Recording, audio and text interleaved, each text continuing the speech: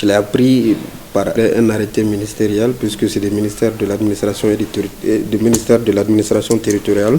Comme vous, je l'ai appris comme vous, sur les réseaux, comme d'habitude, depuis la transition, et qui stipule la nomination des membres du conseil consultatif.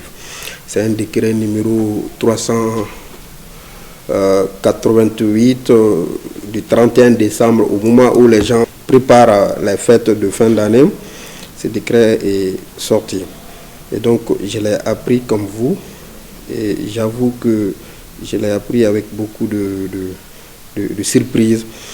Et voilà, si vous vous rappelez, on a fait une conférence de presse il y a même pas un mois, il y a moins d'un mois de cela, où nous avons apporté notre soutien à la transition. Ce n'est pas soutenir ce genre de décisions. Et une décision aussi importante que ça, je crois que c'est à cause de toutes ces décisions fallacieuses, de façon là que l'ancien régime a été balayé. Et si vraiment on continue sur cette base, ça n'a vraiment pas encore commencé. Et je me demande s'il n'y a pas une main invisible derrière tout ça là.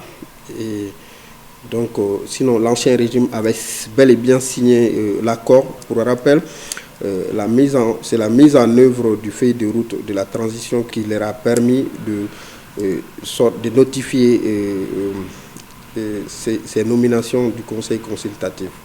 Et donc, je l'ai appris avec beaucoup de surprises. Dans cette nomination, je vais vous dire, l'article premier, ça c'est la nomination des membres. Il y a un président qui s'appelle Boubé Issamake, et un vice-président qui s'appelle Ag Fagaga, je crois.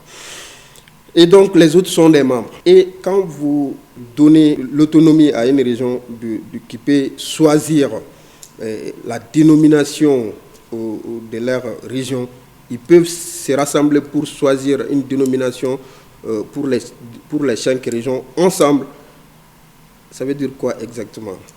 C'est le début de la répartition du Mali entier. Et donc, les baillards, ça veut dire quoi? Les baillards peuvent passer directement par les membres du conseil consultatif pour les financements. Et pire encore, les membres du conseil consultatif sont les présidents des autorités intérimaires. Il ne faut pas l'oublier. Et donc, ces autorités intérimaires, quand vous posez cette question, ils vont dire que ce n'est pas une répartition parce que ce ne sont pas des entités politiques. C'est vrai, mais bientôt ça va l'être parce que là quand tu donnes, ils ont déjà un espace géographique.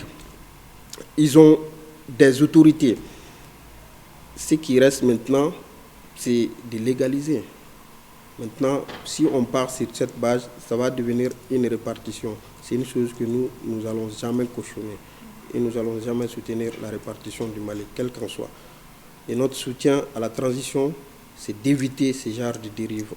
Mon mot de la fin, c'est d'abord de saluer tout le monde et de rester mobilisés pour que l'accord d'Alger, dont ils se sont inspirés pour mettre ces décrets en place, on veut l'application de l'accord de la paix, mais pas dans sa configuration comme l'ancien régime l'a fait. Il faut avoir vraiment des réformes dedans pour pouvoir l'appliquer.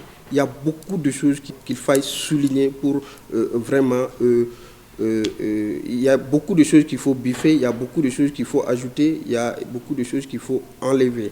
Et franchement, si on applique l'accord d'Alger comme ça va tout droit à la répartition du Mali et on ne veut pas de cela. Et franchement, je demande à l'autorité sur place de revenir à la décision et de consulter davantage les Maliens et voir ce qu'on peut faire pour l'application de l'accord de paix.